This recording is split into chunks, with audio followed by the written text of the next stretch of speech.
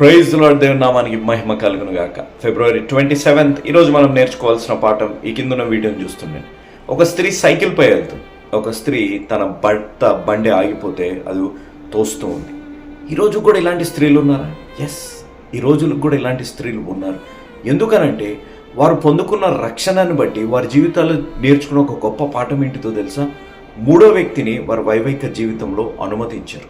అనగా మనం విన్నది మూడో వ్యక్తిని బట్టి మన వైవాహిక జీవితం పాడవుతుంది, మన సంబంధాలు పాడవుతున్నాయి అని అంటుంటాం. దానికంటే ప్రాముఖ్యమైనది ఏంటి తెలుసా? ఆ మూడో వ్యక్తిని మన వైవాహిక జీవితంలో ప్రవేశించకుండా, అనగా ఎంటర్టైన్ చేయకుండా ఉండడాన్ని బట్టి అనేక సంబంధాలు బాగుగా ఉంటాయి అనేది గ్రహించాలి.